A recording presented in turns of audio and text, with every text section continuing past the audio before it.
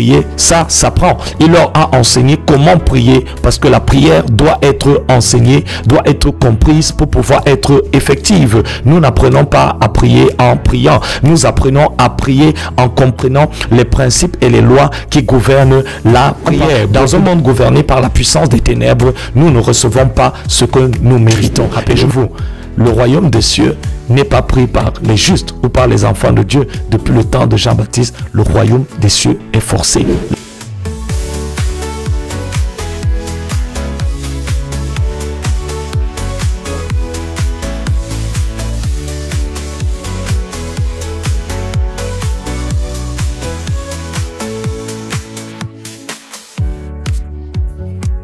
Bien, aujourd'hui, nous allons poursuivre avec notre enseignement. Je crois que le Seigneur va nous faire du bien. Tout dans le royaume de Dieu dépend de la révélation. Tout ce que nous voulons faire, tout ce que nous voulons voir être manifesté dépend de la révélation. Et aujourd'hui, nous allons, après avoir, lors de notre premier épisode, appris la nécessité des sentinelles, compris la nécessité des sentinelles, vu qu'il était important que dans chaque génération, sur chaque territoire, il y ait des sentinelles. Nous allons voir aujourd'hui comment prier de manière effective. Comment prier de manière effective. Alors, sans plus attendre, nous allons lire quelques portions d'écriture. Nous commençons avec les principes pour prier de manière effective et nous allons lire quelques portions d'écriture. Luc chapitre 11, verset 1er, la Bible dit que Jésus priait un jour à un certain lieu. Jésus priait un jour à un certain lieu et un de ses disciples lui dit: Seigneur, enseigne-nous à prier comme Jean l'a enseigné à ses disciples. Jésus priait à un certain lieu et ses disciples ont demandé: Seigneur, enseigne-nous à prier. Les disciples ont été marqués par la vie de prière de Jésus et ils ont remarqué que c'est vrai, ils priaient, c'est vrai, les pharisiens priaient, mais il y avait quelque chose dans la vie et le ministère de Jésus qui faisait en sorte que Jésus avait des résultats.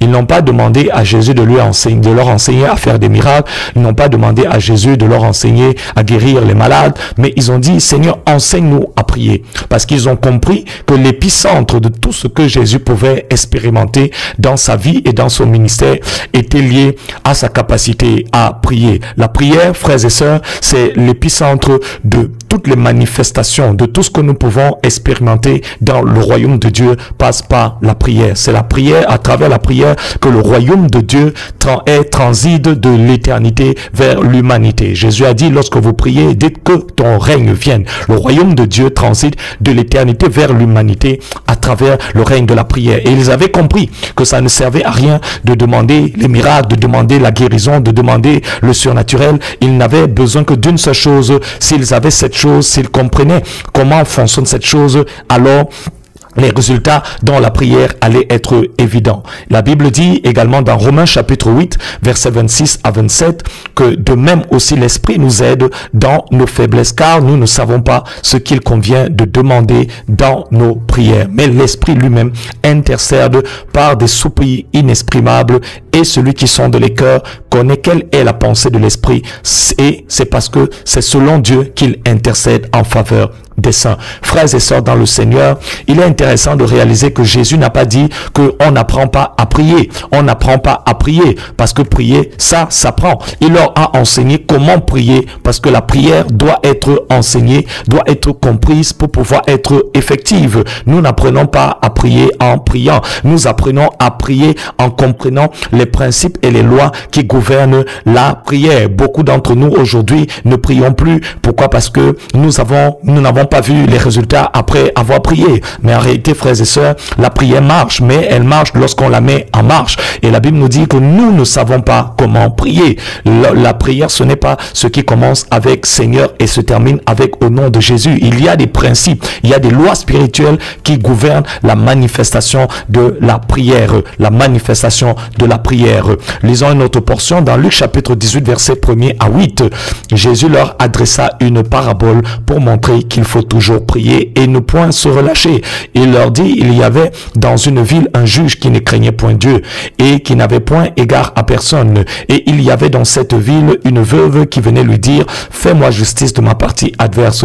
Pendant longtemps, Il refusa. Mais ensuite, il dit en lui-même, quiconque, quoique je ne craigne point Dieu, je n'ai point égard, quoique je ne craigne point Dieu et que je n'ai point égard pour personne, néanmoins, pour que cette veuve ne m'importune pas, je lui ferai justice afin qu'elle ne vienne pas sans cesse me rompre la tête. Le Seigneur ajouta, entendez ce que dit le juge inique, et Dieu ne fera-t-il pas justice à ses élus qui crient à lui jour et nuit? Tardera-t-il à leur égard? Je vous le dis, et il leur fera promptement justice. Mais quand le Fils de l'homme viendra sur la terre, trouvera-t-il la foi? Frères et sœurs, Jésus va leur enseigner la prière ou la nécessité et l'urgence de la prière à travers cette parabole. Ce qui est intéressant de relever ici, c'est un certain nombre d'éléments. Et nous qui sommes des sentinelles, rappelez-vous, nous sommes ici parce que nous avons répondu à la convocation d'être des sentinelles pour nos villes, pour nos familles, pour nos régions, pour notre génération, pour nos nations. Et nous qui sommes des sentinelles, nous devons être attentifs à un certain nombre d'éléments que Jésus va mettre en avant. Il parle du fait qu'il y avait une veuve, ça représente ici le camp des saints, le camp des justes, et cette veuve-là était ayant droit de quelque chose qui lui appartient. Et il y avait aussi également un juge dans cette ville. Et nous devons comprendre que le juge ici ne représente pas Dieu à qui nous demandons des choses, le Dieu devant qui nous venons plaider ou que nous venons convaincre dans la prière. Non. Avant la prière, Dieu est le même. Après la prière, Dieu est le même.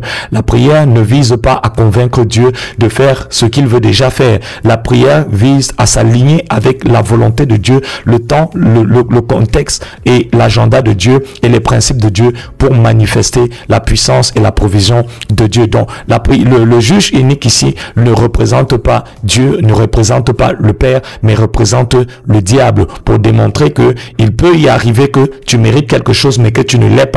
Parce que dans l'économie dans laquelle nous sommes, nous ne recevons pas les choses en fonction de notre mérite, mais en fonction de notre capacité à engager le tel de prière pour pouvoir les avoir. La Bible dit que depuis le temps de Jean-Baptiste, le royaume des cieux est forcé et seuls les violents s'en emparent. La Bible ne dit pas que ce sont les justes qui s'en emparent. La Bible ne dit pas que ce sont les enfants de Dieu qui s'en emparent. Oui, on peut être enfant de Dieu mais ne pas être violent. On peut être juste mais ne pas être violent. C'est pour ça que la Bible dit que c'est la prière fervente.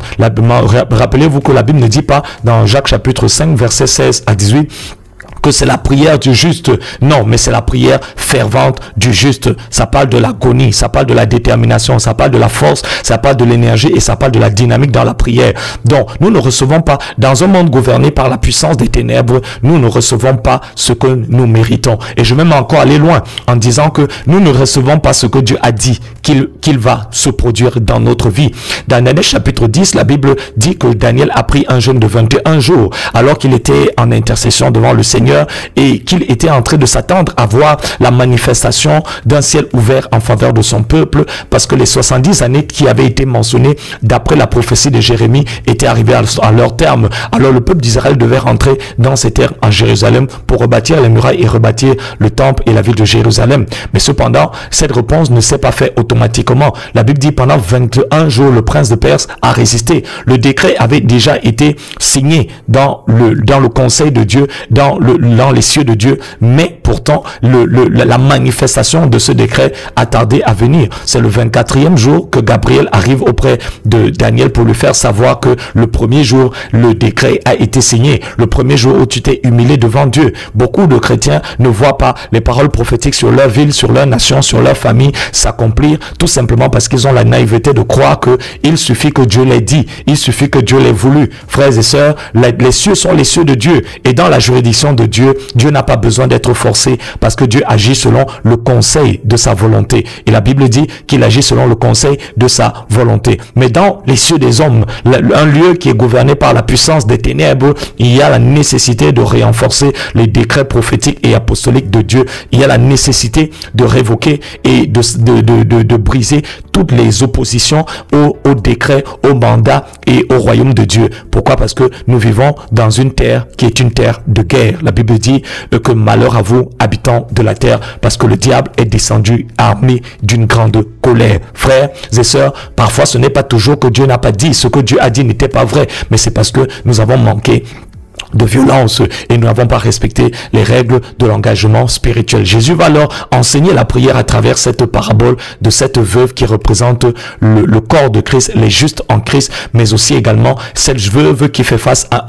un juge inique. Et la Bible va montrer que ce n'est pas juste parce que cette femme est venue réclamer ses droits, mais c'est parce que cette femme a persisté qu'elle est entrée dans ses droits. Donc Jésus nous enseigne non seulement la nécessité de prier sans cesse, de prier abondamment et de prier de longues prières. Je crois en fin de semaine, le vendredi prochain, nous allons parler de la puissance des longues prières, la puissance de longues prières, l'impact de longues prières. Parce que frères et sœurs, il y a des esprits qui ne pourront jamais être vaincus avec des courtes prières. Il y a des esprits qui sont enracinés depuis des générations, depuis des siècles, et pour pouvoir les revoquer, il faut engager la puissance des longues prières. Nous allons lire une autre portion d'écriture. Et comme nous l'avons dit, nous avons vu que Jésus dit qu'il faut toujours prier et ne point se relâcher. Et il va enseigner aussi également que le Dieu qui est un père, il fait promptement justice à ses élus. La Bible dit, tardera-t-il à faire promptement justice à ses élus? Ça veut dire en d'autres termes que le domaine de Dieu est le domaine de l'instantanéité. Lorsque nous prions, nous sommes automatiquement et systématiquement exaucés. Si nous ne voyons pas des exaucements rapides à nos prières, alors ça voudrait dire que il y a deux éléments dont il faut tenir compte. Il y a la volonté de l'homme, parce que quand nous intercédons pour des personnes, cela n'engage pas seulement notre foi, mais ça engage aussi également leur foi. Mais ici également, il arrive qu'il y ait des oppositions spirituelles et sataniques qui s'opposent à notre prière. Alors, nous allons voir ensemble 7 principes qui nous permettent de prier de manière effective. 7 principes qui nous permettent de prier de manière effective. N'oubliez pas, mettez les cœurs, pas les likes sur Facebook. Les cœurs sont extrêmement importants pour pouvoir booster nos lives. Les cœurs sont extrêmement importants. Merci pour tous ceux qui ont déjà mis les cœurs, mais s'il vous plaît, mettez aussi également les likes, mettez aussi également les cœurs, afin que cela puisse favoriser ce contenu et promouvoir et agrandir notre communauté. Alors, nous allons voir 7 principes ensemble. Ce ne sont pas les seuls, mais ce sont des principes fondamentaux chaque fois que nous voulons prier et voir la main de Dieu se manifester. Chaque fois que nous voulons prier et voir de plus en plus la main de Dieu se manifester. Alors, le premier principe est celui de la volonté de Dieu. Nous devons prier selon la volonté de Dieu. Dans Jérémie chapitre 29, verset 11 à 12, il est écrit: car je connais les projets que j'ai formés sur vous, dit le Seigneur. Ce sont des projets de paix et non de malheur, afin de vous donner un avenir et de l'espérance. Vous m'invoquerez, vous partirez, vous me prierez et je vous exaucerai. Deuxième passage, dans 1 Jean chapitre 5, verset 14 à 15, il est écrit: nous avons auprès de lui cette assurance que si nous demandons quelque chose selon sa volonté, il nous écoute. Et si nous savons qu'il nous écoute, quelque chose, quel que soit ce que nous demandons, nous savons que nous le possédons. La volonté de Dieu est le premier principe qui doit être engagé dans la prière. Toute bonne sentinelle doit être capable de discerner la volonté de Dieu avant de prier. Parce que la prière n'est pas moi qui me tiens devant Dieu pour forcer Dieu à faire quelque chose qu'il ne veut pas faire. La prière est un partenariat. La prière, c'est identifier la volonté de Dieu dans un domaine bien précis, pour un temps bien précis, pour une communauté bien précise et par des voies bien précises. Quand discerner la volonté de Dieu, c'est non seulement discerner le temps de Dieu, c'est aussi également discerner la catégorie de personnes pour qui Dieu veut agir, mais c'est aussi également discerner les voies à travers lesquelles Dieu veut amener sa volonté. Nous ne sommes pas des forceurs, nous sommes des partenaires de Dieu dans la dimension de la prière et d'intercession. Donc, prier selon la volonté de Dieu. Ça veut dire prier selon sa pensée, prier selon le contexte, prier selon ses lois et ses préceptes. Nous allons voir un deuxième passage qui est cette fois-ci: prier selon la volonté, c'est prier selon le plan de Dieu, c'est prier, comme on l'a dit, selon la même pensée, selon le même désir, avec la même vision, selon les mêmes raisons et prier avec les mêmes objectifs. Très important, Jacques va dire dans Jacques chapitre 4, verset 1er à 3, d'où viennent les luttes, ou d'où viennent les querelles parmi vous? N'est-ce pas vos passions qui combattent dans vos membres? Vous convoitez et vous ne possédez pas. Vous êtes meurtrier et envieux et vous ne pouvez pas obtenir. Vous avez des querelles et des luttes et vous ne possédez pas parce que vous ne demandez pas. Vous demandez et vous ne recevez pas parce que vous demandez mal dans le but de satisfaire vos passions. Donc, Jacques ici va apporter une certaine correction au sujet des motivations liées à la prière. Il peut arriver parfois qu'on demande une chose, une bonne chose, mais pour de mauvaises raisons. Prier pour la volonté de Dieu, ce n'est pas juste prier pour la volonté de Dieu pour nous, mais c'est prier en ayant aussi également accepté la volonté de Dieu, en ayant aligné notre cœur, notre vision pour avec la volonté de Dieu. Je vais prendre un exemple. Par exemple, on peut vouloir que Dieu sauve notre famille. C'est la volonté de Dieu. Crois au Seigneur Jésus, tu seras sauvé, toi et toute ta maison. Mais nous pouvons le vouloir pour les mauvaises raisons. Peut-être parce que on ne veut plus être persécuté. Peut-être parce que on veut jouir de certains avantages. Peut-être parce que, mais la volonté, l'esprit qui nous motive est tout autant important que les prières que nous faisons. Donc, nous allons voir le deuxième principe. Ici, c'est prier par l'esprit. Dans Éphésiens chapitre 6, verset 18, l'apôtre Paul déclare, faites en tout temps par l'esprit toutes sortes de prières et de supplications et veillez à cela avec une entière persévérance et priez pour tous les saints. Prier par l'esprit, c'est prier avec son cœur. Prier de tout son cœur, prier avec la conscience de la présence de Dieu, prier dans la présence de Dieu, c'est prier devant le trône de grâce, c'est prier dans sa position en Christ, c'est prier en langue, et ça, je mets ça entre guillemets, c'est prier sous l'inspiration et la direction du Saint-Esprit. Jésus lui-même va dire dans Matthieu chapitre 6, verset 6, mais quand tu pries, entre dans ta chambre, ferme la porte et prie ton Père qui est dans le lieu secret, et ton Père qui voit dans le lieu secret te le rendra. Frères et sœurs dans le Seigneur, c'est très important de réaliser que la prière doit se faire dans la présence de Dieu. Et l'une des raisons pour laquelle tout à l'heure j'ai mis le parler en langue entre guillemets, c'est parce que c'est une chose de prier par son esprit et c'est une autre chose de prier à travers l'esprit ou à partir de l'esprit. Vous pouvez prier par votre esprit, mais sans prier par le Saint-Esprit. Vous pouvez prier par votre esprit, mais sans être en train de prier en esprit. Or, prier en esprit va vous donner beaucoup plus de puissance et plus de latitude de pouvoir manifester ou de libérer la puissance de Dieu que si vous priez juste par votre esprit. La Bible dit que quand je prie en langue, mon esprit est engagé, mais mon intelligence est stérile. Or, quand vous priez en esprit, votre intelligence n'est plus stérile. Pourquoi? Parce que vous ne priez pas juste avec votre esprit, mais vous priez dans une dimension à travers laquelle votre intelligence va recevoir la connaissance par révélation, la connaissance infuse de la volonté de Dieu pour booster votre capacité à prier dans un langage connu. Nous allons lire une autre portion d'écriture et cette fois, le troisième principe, c'est prier par la foi. Prier par la foi. Jésus prie la parole et leur dit, ayez foi en Dieu. Et je vous le dis, si quelqu'un dit à cette montagne, ôte-toi de là et jette-toi dans la mer, et s'il ne doute point dans son cœur, mais qu'il croit que ce qu'il dit arrivera, il le verra s'accomplir. C'est pourquoi je vous dis, tout ce que vous demanderez en priant, croyez que vous l'avez reçu et vous le verrez s'accomplir. Marc chapitre 11, versets 22 à 24. Prier par la foi, c'est prier avec l'assurance et avec la conviction que nous avons déjà. Pas nous allons avoir, nous avons déjà ce que nous demandons à Dieu. C'est prier en recevant ce que nous demandons à Dieu avec la vision que l'on possède à l'avance, ce que l'on a demandé et ce que l'on a confessé. Hébreux chapitre 4 verset 16 nous dit que nous pouvons nous approcher avec assurance du trône de la grâce afin d'obtenir le secours et la miséricorde dans tous nos besoins. Principe numéro 4, c'est prier avec ferveur. Jacques chapitre 5 verset 16 à 18. Confessez donc vos péchés les uns les autres et priez les uns pour les autres afin que vous soyez guéris. La prière fervente du juste a une grande efficacité. Élie était un homme de la même nature que nous et il pria avec instance afin qu'il ne plût point et il ne tomba point de pluie sur la terre pendant 3 ans et 6 mois. Puis il pria de nouveau et le ciel donna de la pluie et la terre produisit son fruit.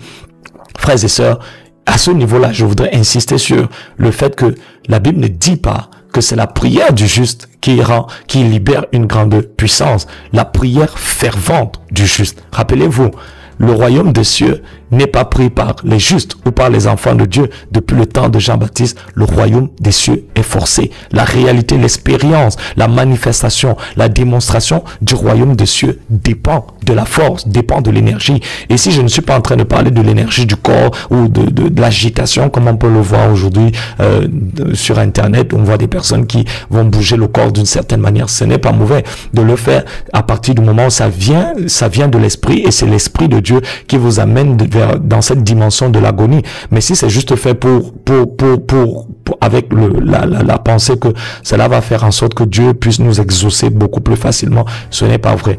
La violence dont on parle ici, c'est une hardiesse dans l'esprit, ce qui vient de la dynamique de la foi que nous avons et de l'autorité que nous avons en Jésus-Christ, de la foi que nous avons dans l'autorité que nous avons en Jésus-Christ. Il a prié avec ardeur, avec passion, avec puissance, avec persuasion. C'est des prières que nous faisons avec la persuasion pour bâtir sur la conviction que nous avons sur l'authenticité, la légalité, la légitimité que nous avons en Christ en tant qu'enfants de Dieu, mais aussi également la légalité de la parole de Dieu. Cinquième principe, le cinquième principe, c'est prier en confessant la parole de Dieu. Romains chapitre 10, verset 8 à 10 déclare: que dit-elle donc? La parole est près de toi, dans ta bouche et dans ton cœur. Or, c'est la parole de la foi que nous prêchons. Si tu confesses de ta bouche le Seigneur Jésus, et si tu crois de ton cœur que Dieu l'a ressuscité des morts, tu seras sauvé. Car c'est en croyant du cœur qu'on parvient à la justice, et c'est en confessant de la bouche qu'on parvient au salut, dit l'Écriture.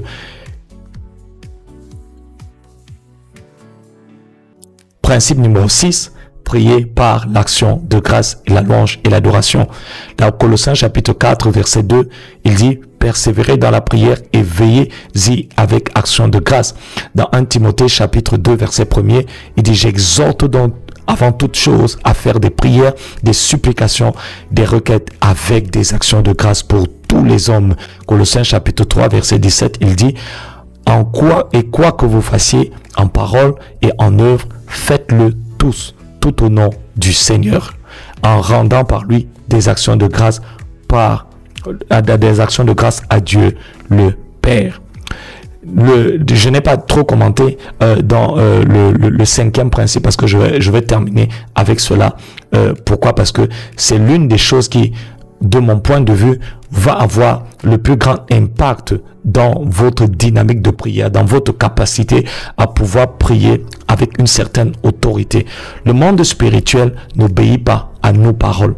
Le monde spirituel n'obéit pas à nos pleurs, nos complaintes ou à nos mots. Le monde spirituel est un monde légal. Ça veut dire, le monde spirituel est un monde qui fonctionne selon la justice, selon des lois, selon des principes. Il ne se soumet pas aux personnes, il se soumet aux lois. Et il se soumet aux lois et aux législateurs de ces lois. Voilà pourquoi lorsque nous prions, nous ne pouvons pas juste dire tout ce que nous avons dans le cœur ou tout ce qui nous passe par la tête. Nous prions avec la conscience que le monde spirituel ne peut obéir qu'à la parole de Dieu. Et je termine avec le dernier principe, c'est celui de prier au nom de Jésus. Prier au nom de Jésus. Dans Jean chapitre 16, versets 23 à 24, il est écrit: en ce jour-là, vous ne m'interrogerez plus sur rien. En vérité, je vous le dis, tout ce que vous demanderez au Père, il vous le donnera en mon nom. Jusqu'à présent, vous n'avez encore rien demandé en mon nom. Demandez et vous recevrez, afin que votre joie soit parfaite. Le nom de Jésus, frères et sœurs, est l'un des principes les plus puissants que nous devons comprendre et que nous devons être capables d'engager. Le nom de Jésus n'est pas une formule. Le nom de Jésus n'est pas un nom ordinaire.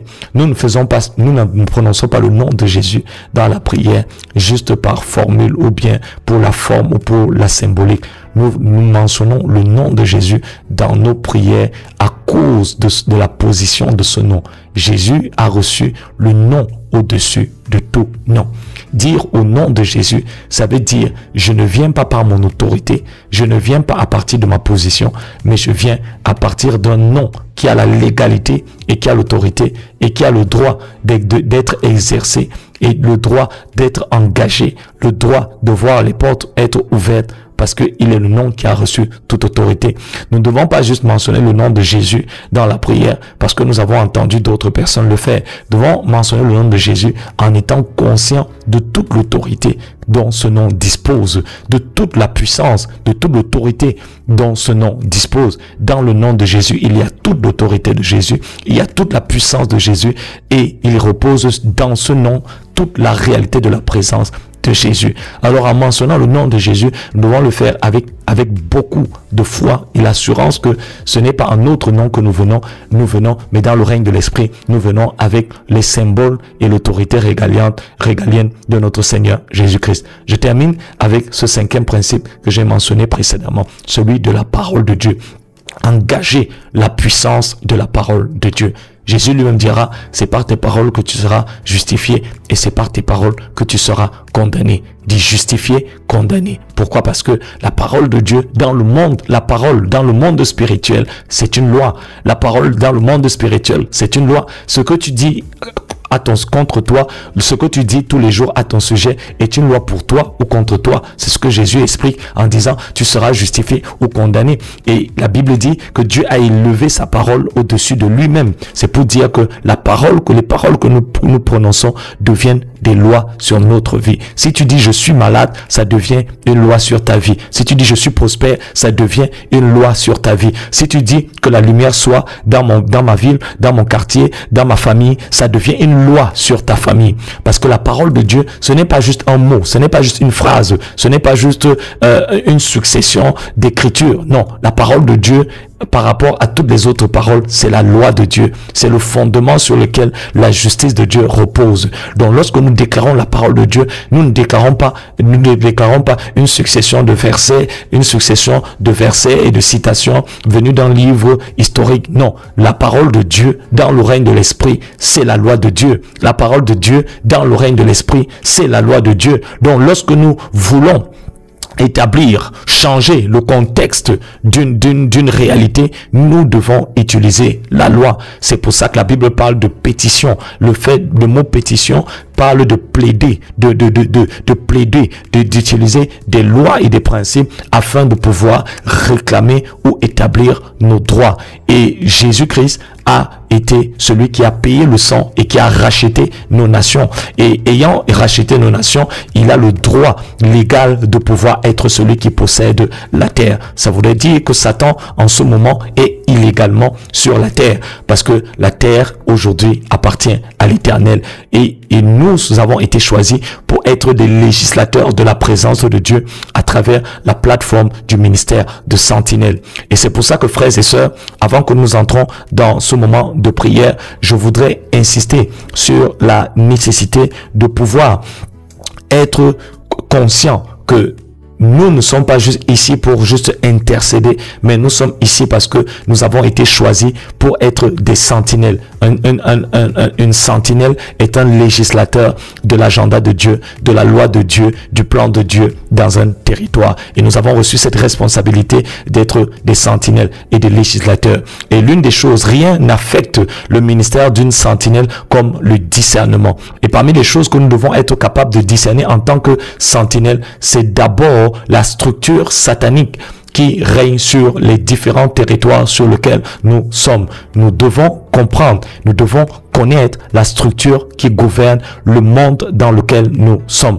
Nos quartiers, nos familles, nos départements, nos ministères sont gouvernés par des structures sataniques, des organisations sataniques dont le rôle est de légiférer et de pouvoir promouvoir le plan et de Satan. Et toute sentinelle a cette capacité à pouvoir voir au-delà du voile les forces qui sont en présence, les forces qui s'opposent au plan et à l'agenda de Dieu. En tant que sentinelle, tu dois être capable de discerner les esprits. Tu dois discerner le temps de Dieu, tu dois discerner les saisons de Dieu, tu dois discerner le plan de Dieu, tu dois discerner les structures sataniques et tu dois discerner le fonctionnement du royaume de Dieu par rapport à ton territoire. Tu dois discerner le temps, tu dois discerner les saisons, tu dois discerner la structure satanique qui gouverne ton quartier, qui gouverne ta région, en tout cas qui gouverne ton domaine de définition, le domaine où le Seigneur t'a établi comme sentinelle,